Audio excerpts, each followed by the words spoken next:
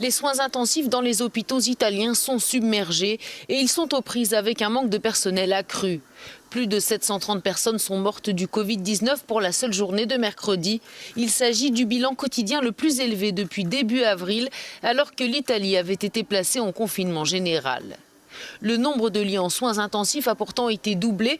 Les hôpitaux en comptent désormais 10 000, mais seuls 625 anesthésistes et réanimateurs supplémentaires ont été embauchés. Il y a une augmentation vertigineuse du nombre d'hospitalisations et franchement, je ne peux pas vous dire quand le pic de l'épidémie sera atteint, s'il l'a déjà été ou si l'on y sera dans une semaine ou 15 jours. Si la France est encore loin du déconfinement, l'épidémie ralentit désormais et le gouvernement s'est réuni ce mercredi pour préparer un desserrement prudent d'ici Noël. Une réunion spéciale du Conseil de défense pour discuter notamment de la réouverture ou non des magasins non essentiels et des entreprises. Autre mesure sur la table des discussions, le rétablissement d'un couvre-feu et un possible assouplissement des restrictions de voyage pour les fêtes.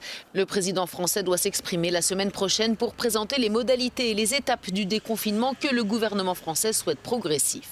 La France qui se préparerait également à un vaste programme national de vaccination anti-Covid-19 dès l'année prochaine.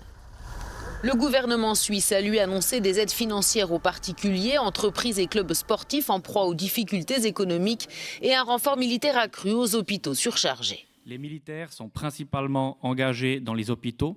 Ils appuient les services des soins intensifs, les services des soins intermédiaires et le transport de patients.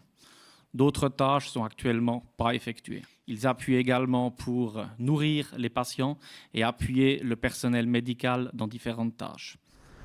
L'armée pourra ainsi être appelée en renfort jusqu'à la fin du mois de mars afin de contribuer à la logistique, au traçage des cas contacts et compenser les pertes d'effectifs en cas de contamination.